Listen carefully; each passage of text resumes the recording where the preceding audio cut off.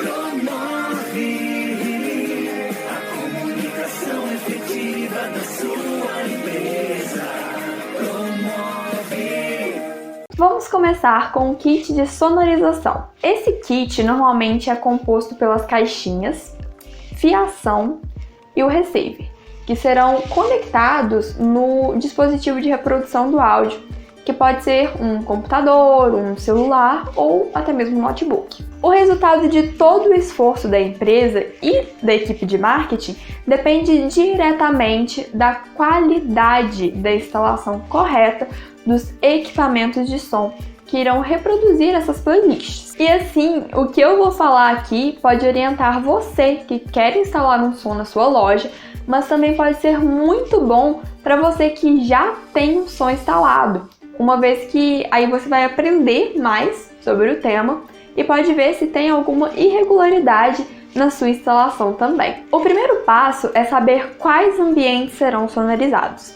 Esses ambientes são áreas da loja que tenham características distintas, diferentes. Por exemplo, se a sua marca é uma loja de roupas, dependendo da estrutura física do estabelecimento, você poderia dividir os ambientes em checkout, araras de roupas e trocadores, trabalhando o volume de som de maneira individual para cada um deles, atendendo às suas necessidades. Seguindo esse mesmo exemplo, você poderia aumentar o som na área dos provadores de roupa para que a pessoa seja mais envolvida pela canção e associe também essa emoção que ela está sentindo com a peça de roupa que ela está vestindo. Além dos ambientes, você também precisa considerar o tamanho deles, o que ajuda a decidir qual é a melhor quantidade de caixinhas e a distância entre elas. A altura do pé direito também é muito importante na hora de elaborar o seu projeto de som. Essa altura pode variar dentro de um mesmo imóvel e ignorar essa medida pode trazer problemas sérios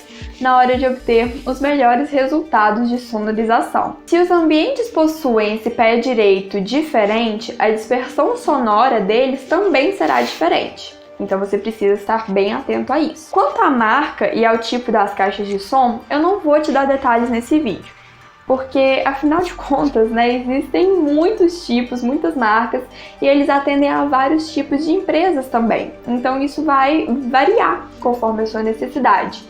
E o que eu posso estar te falando é que o seu som ambiente precisa ter, acima de tudo, qualidade.